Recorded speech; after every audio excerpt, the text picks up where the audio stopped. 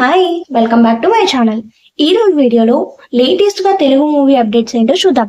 ఈసారి వినాయక చవితికి చాలా గట్టిగానే ఎంటర్టైన్మెంట్ ఉండబోతుంది. ఎందుకంటే వరుసగా 3 మూవీస్ రిలీజ్ అవబోతున్నాయి.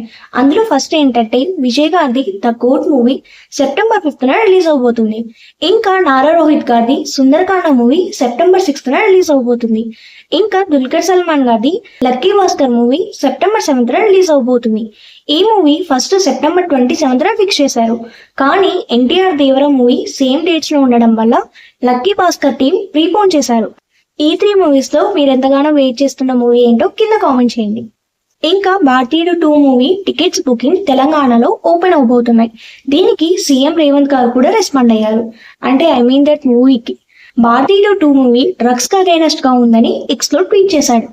ఇంకా Rajamouli fans and Mahesh Babu fans ఎంతగానో వెయిట్ చేస్తున్న SSMB29 movie special glimpse Mahesh Babu బర్త్డేకి రిలీజ్ చేస్తామని రాజమౌళి గారు అనౌన్స్ చేశారు.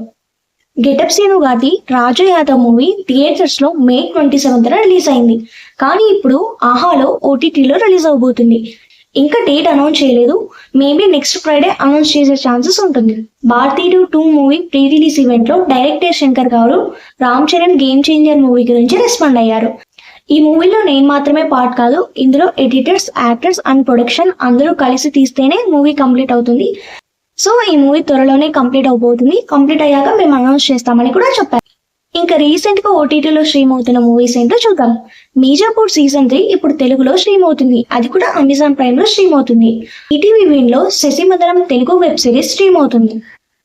ఇంకా ఆహాలో అహం రీబూట్ మూవీ తెలుగులో స్ట్రీమ్ అవుతుంది. చూసి ఎంజాయ్ చేయండి. ఈ 3 మూవీస్ చూసాక మీకేం నచ్చిందో కింద కామెంట్ చేయండి. ఇవ్వండి ఈరోజు తెలుగు మూవీ అప్డేట్స్. అన్ని అప్డేట్స్ తో మళ్ళీ కలుస్తా. ఇలా మళ్ళీ కలవాలంటే ఏం చేయాలో తెలుసుగా, please subscribe to my channel.